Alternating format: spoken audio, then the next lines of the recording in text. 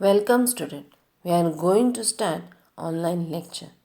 I hope सबने दिवाली में बहुत इंजॉय किया होगा. घर रह के ही हो सही पर इंजॉय किया होगा.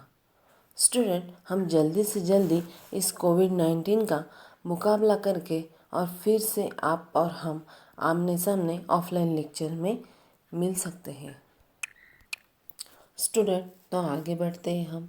हमने चैप्टर नंबर 4 कंप्लीट किया था और उसमें हमने सप्लाई की डेफिनेशन देखी थी, सप्लाई का शेड्यूल देखा था, लॉ ऑफ सप्लाई के अलग अलग कंसेप्ट देखे थे.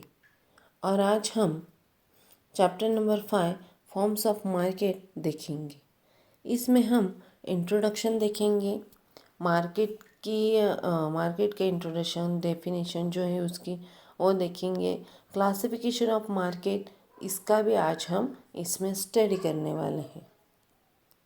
सबसे पहले तो हम फॉर्म्स ऑफ मार्केट क्या है, फर्स्ट हम उसका इंट्रोडक्शन देखते हैं.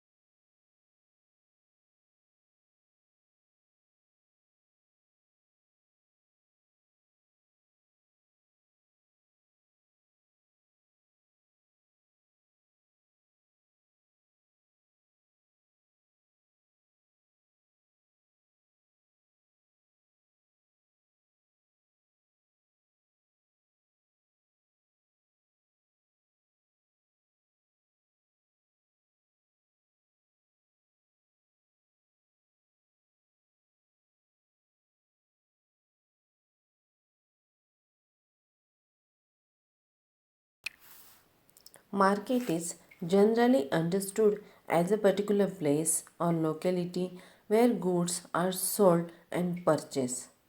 But in economics, market refers to an arrangement through which buyers and sellers come in contact with each other directly or indirectly, and exchange of goods and services takes place among them. यानी student, हम देखते हैं कि market is generally understood as a particular place और locality where goods are sold and purchase. But यानी हम economics के बारे में हमें ये मालूम है मार्केट जो होता है वो एक पर्टिकुलर प्लेस में होता है, वहाँ पे गुड का सोल्ड होता है और परचेस भी किया जाता है. पर इकोनॉमिक्स के भाषा लैंग्वेज में हम देखते हैं कि market refers to an arrangement through which buyers and sellers, market में अरेंजमेंट की जाती है बायर्स और सेलर्स की, जो वो एक जहाँ पे वो आमने सामने आके वो डायरेक्टली और इनडायरेक्टली गुड्स और सर्विसेज की एक्सचेंज करते हो, या फिर एक पर्टिकुलर प्लेस पे वो उसका प्राइस डिक्लेयर करते हो या प्राइस फिक्स करते हो, तो उसको हम कहेंगे मार्केट. आपने सुना होगा फ्रूट्स मार्केट होगी और वेजिटेबल मार्केट होगा, ये आपने सुना होगा. वहाँ पे बायर और सेलर सेलिंग की जाती है, बाइंग के लिए की जाती है और सेलिंग भी की जाती है, उसी को हम कहेंगे मार्केट. और वहाँ पे पर्टिकुलर जो गुड्स होते हैं उनकी प्राइस भी तय की जाती है. तो एक हम आगे मार्केट की डेफिनेशन लिखेंगे. ये तो थी हमारा इंट्रोडक्शन, और आगे हम मार्केट का डेफिनेशन देखेंगे. According to August Kurno, economists understand the terms market not any particular marketplace in which things are bought and sold, but the wholes of any regions in which buyers and sellers are in such a close contact with one another then the price of the same goods tend then to equality easily and quickly. Student, हम देखेंगे यहाँ पे जो professor Augustine कुर्नो जो है उन्होंने कहा है कि सिर्फ एक जगह और सिर्फ एक लोकेलिटी यहाँ बायर और सेलर की जाती है, उसी को हम मार्केट नहीं कहते। तो एक पूरी विचारधारा है, वो पूरी एक पूरा वो रीज़न है जहाँ पे बायर और सेलर्स इन दोनों का रिलेशन जो होता है वो बहुत क्लोज का रिलेशन होता है। उस रिलेशन में गुड्स और सर्विसेज भी एक्सचेंज की जाती हैं। वो इजीली एंड क्विकली एक ही गुड की प्राइस भी फिक्स की जाती है, जो बायर को और सेलर को जैसे ठीक लगे वैसी प्राइस भी तय की जाती है। मार्केट में आसान हो जाता है जहाँ पे गुड्स और सर्विसेज की बाइंग और सेलिंग करना, इसी को हम कहेंगे मार्केट। इस तरीके से मार्केट के ये एक ऐसा नेटवर्क है जो dealing between potential buyer and potential sellers, यानी हम देख सकते हैं मार्केट का जो नेटवर्क है वो ऐसा होता है जो डीलिंग होती है वहाँ पे बिटवीन पोटेंशियल बायर में और पोटेंशियल सेलर में, वहाँ पे डीलिंग होती है, इसी को हम कहेंगे market. At the point of time a market will exist if there are, यहाँ पे हमने देखेंगे कि 5 पॉइंट उन्होंने बताए हैं वो मार्केट में चलते हैं, यानी मार्केट में वो रहते ही हैं। फर्स्ट जो है बायर एंड सेलर्स, बायर और सेलर्स के साथ ही particular product bought and sold, bought भी की जाती है और सोल्ड भी की जाती है। अ प्रोडक्ट आर और services to be bought and sold, यानी बायर होते हैं और सेलर ये मार्केट में होनी ही चाहिए, होते ही है, और वो पर्टिकुलर प्रोडक्ट की सर्विस भी हमें ब्रॉड और सोल्ड करते हैं। फिर उसके बाद मार्केट में प्रोडक्ट की प्राइस डिसाइड की जाती है, प्राइस ऑफ द प्रोडक्ट, वहाँ पे दोनों तय करते हैं, बायर और सेलर दोनों। Close contact between buyer and seller, market में बायर और सेलर में क्लोज कॉन्टैक्ट होते हैं।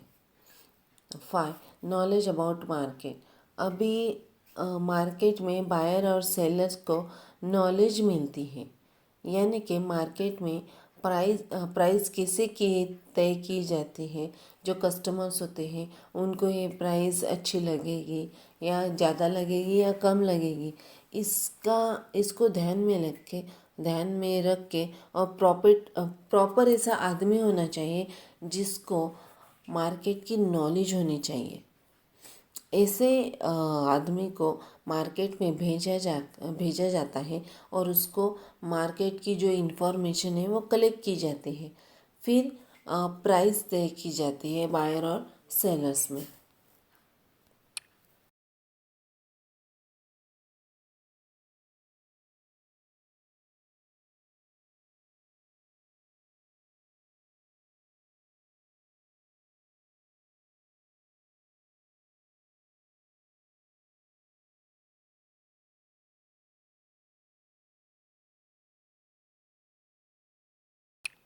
तो आपको पता चला होगा कि मार्केट क्या है, मार्केट में क्या क्या होता है, ये आपको पता चला होगा। अभी हम देखेंगे क्लासिफिकेशन ऑफ मार्केट। यहाँ पे उन्होंने क्लासिफिकेशन किया है मार्केट का on the basis of place, on the basis of time and on the basis of competition. ये जो है ये 3 पॉइंट में मार्केट का क्लासिफिकेशन किया गया है। On the basis of place में वहाँ पे लोकल, नेशनल और इंटरनेशनल ये 3 पॉइंट दिए गए हैं। और सेकंड जो on the basis of time है वहाँ पे very short period, long period and very long period, ये 4th पॉइंट बताए गए हैं। और जो थर्ड है on the basis of competition, वहाँ पे 2 मेन पॉइंट है, perfect competition and imperfect competition. और इसमें हम देख सकते हैं इम्परफेक्ट कंपटीशन यानी जो है उसके भी 3 पार्ट किए गए हैं, monopoly, oligopoly and monopolistic competition. ये जो पूरा चैप्टर है फॉर्म्स ऑफ मार्केट, ये पूरा इस क्लासिफिकेशन में हमें देखने को मिलेगा। इस पे ही यहाँ पे स्टडी किया गया इस क्लासिफिकेशन का। तो फर्स्ट हम देखेंगे on the basis of place. हमने देखा कि on the basis of place में 3 पॉइंट है, लोकल मार्केट, नेशनल मार्केट और इंटरनेशनल मार्केट। यहाँ पे लोकल मार्केट में is a market in which sellers sell and customers buy a product in the region or area in which it is produced। यानी यहाँ पे local market में हम देख सकते हैं जहाँ प्रोड्यूस होता है वही खरीदा जाता है और बिकता है, इसी को कहा जाता है लोकल मार्केट। यानी यहाँ पे प्रोड्यूस भी होता है और वहाँ पे ख़रीदा भी जाता है। जब हम देखते हैं कि हमारे यहाँ पे जो छोटे छोटे जो फार्मर्स होते हैं वो लाते हैं, अपना माल लाते हैं और वो पर्टिकुलर एरिया में बैठते हैं, रीजन में बैठते हैं और अपना माल जो होते हैं वो बिकते हैं, उसी को हम कहेंगे लोकल मार्केट। सेकंड जो है वो national market. National market is a domestic market in a given country। each national market is governed by the regulation of its own countries।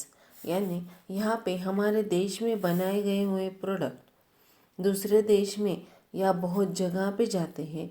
For example हम देख सकते हैं आसाम की चाय हो तो वो जगह जगह पे जाती है, हमारे देश में लेके बनाए जाते हैं। वो आसाम की जो खेत है वहाँ से वो अलग अलग देश में जाते हैं, अलग अलग कंट्री में जाते हैं। यानी वो हो गया हमारा national market. National markets mean a domestic market. Third, international market. International market is a world wide market in which buyers and seller trade in goods and service across the national borders. यानी जो international यानी हमारे देश में जो होता है international market को हम कहेंगे वर्ल्ड वाइड मार्केट। यानी एक दूसरे का दूसरे देश से जो होता है गुड्स और सर्विसेज दी जाती है बायर्स और सेलर्स की, उसको हम कहेंगे इंटरनेशनल मार्केट। आगे हम बढ़ते हैं सेकंड पॉइंट की तरफ, on the basis of time. यहाँ पे भी हमें बताए गए कि 4 पॉइंट यहाँ पे, very short period, long period and very long period. ये 4 पॉइंट यहाँ पे बताए गए हैं। तो पहले हम देखेंगे very short period. Very short period is a period in which supply is fix and price is determined by the demand. The time period is for a few days or week in which the supply of commodity cannot be increased।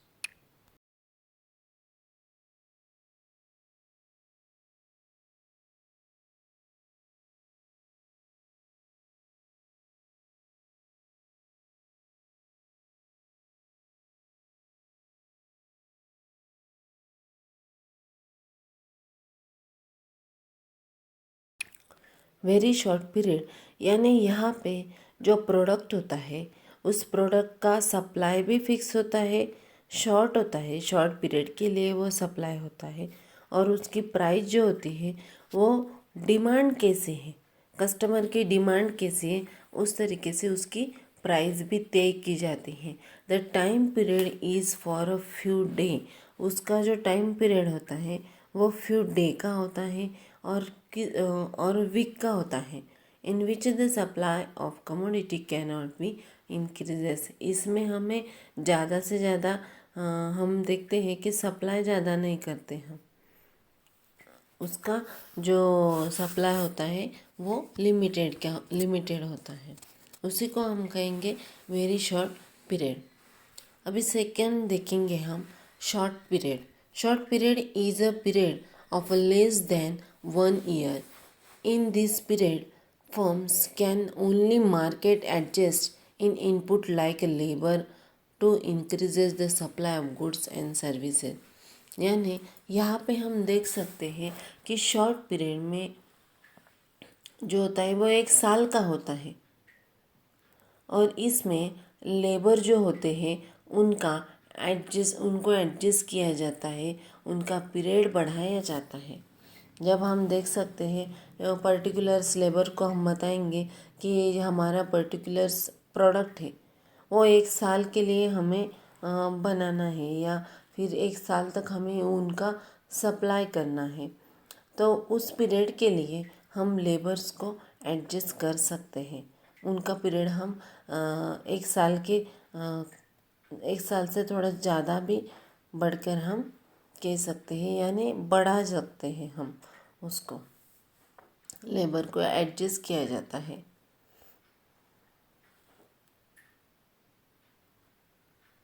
तभी हमें supply का जो goods और services जो होते हैं वो increase करने में मदद होती है। हम उसका इंक्रीज बढ़ा सकते हैं यानी इंक्रीज कर सकते हैं। Long period means long runs in a period of time in which all factors of production at cost